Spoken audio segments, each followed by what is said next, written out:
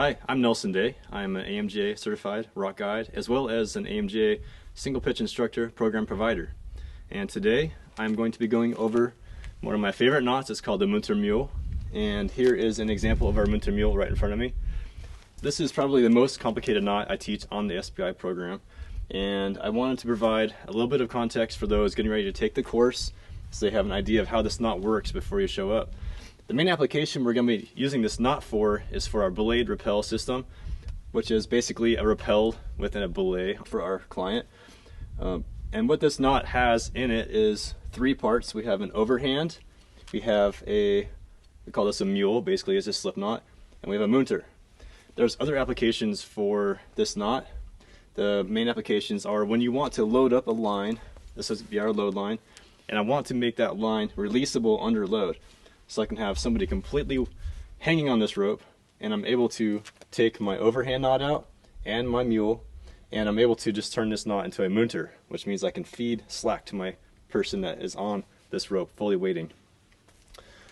In a rappelling context, this is beneficial because if my rappeller has problems rappelling, then I'm able to send them some slack. Say they get their hair stuck in their rappel device, or their shirt, their necklace, something becomes wedged in their rappel device. Now I'm able to turn this fixed line into a movable line and send some slack to my rappeller having trouble. So that's kind of what we're using this knot for, and I want to go over how to tie our Munter Mule Overhand Knot today with y'all. I'm going to start out at the beginning. The three parts of this knot would be our Munter hitch. So I'm going to show how to tie a Munter hitch. And then our second part is going to be our mule, and then our third part will be our overhand knot. I'm going to be demonstrating how to tie this Munter hitch on the carabiner, my favorite method.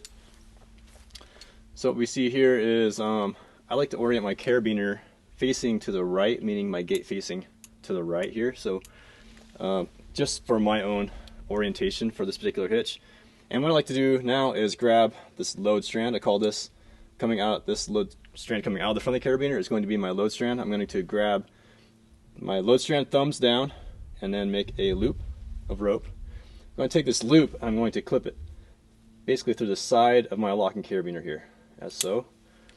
And that's going to create a munter for myself. I'm going to do it one more time so you can see it. I'm going to grab the load strand coming out the front of my carabiner, thumbs down, and I'm going to make a loop by bringing my thumb upwards. And I'm going to take this loop and clip it through the side of the carabiner. And you can see my Munter hitch is now on the carabiner. That's the first part of our Munter Mule Overhand. Once I have my carabiner loaded up, I'm going to go ahead and lock that carabiner. And now what I'm going to show you is how to make a mule. And a mule is basically a slip knot. It's a fancy name for a slip knot. Let's just tie a slip knot in another part of the rope down here. So when we tie a slip knot, we're going to make a loop with our rope. And then we're going to take one of the lines coming out of that loop through our loop, and we create a slip knot. And if you see, this slip knot has a cross on one side and a twist on the other. So when I create my slip knot around for my mule, I'm going to make a loop just like I would with the slip knot. I'm going to pass this load line through my loop, and now you can see my slip knot forming around the load here. Here's the twist side, here's the cross side. So I've oriented my slip knot with the load line coming out the bottom of it. And now I can cinch up my slip knot. One thing you want to make sure when you tie this slip knot is that your loop is oriented to the outside of the load line.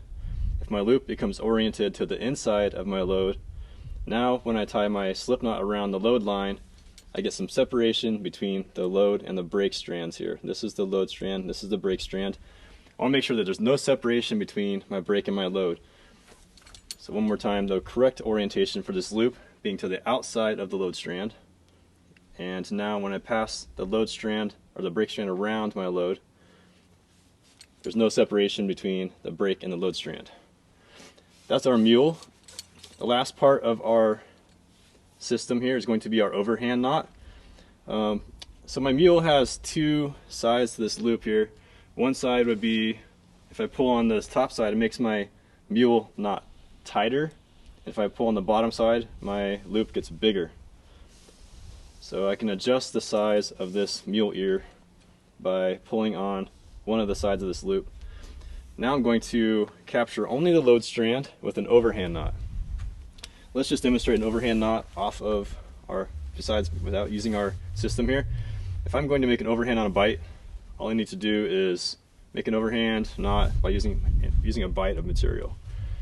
All I'm going to do is make an overhand on a bite, and I'm going to capture my load strand. That's the only difference here. So here's my load strand. Here's my mule. I'm going to make an overhand on a bite, capturing the load strand. And that is the last part of my Munter Mule Overhand. So now we have our Munter, our mule, and our overhand. I've tied this knot somewhat spaced out to demonstrate the different components of this knot. Now I'm going to show you what an application this knot should look like when you're finished with it. This knot will appear a little bit dressed more appropriately if you can tie all three components stacked on top of each other very closely. So I'm going to tie my mule right next to the Munter here. And I'll tie my overhand directly below the mule. Now we have a Munter Mule Overhand ready to be used. And again, just to demonstrate an application, if somebody was rappelling on this rope, fully weighted, I can untie our overhand knot. I can untie our mule, and now I can feed slack to my person having trouble with the rappel line. Once I'm done feeding slack, I can refix this line by making a new mule. And since our mule is basically a slip knot and doesn't offer much stability, we're going to back the mule up with a nice overhand knot to make sure that our mule does not come out unintentionally. So there's our Munter Mule Overhand.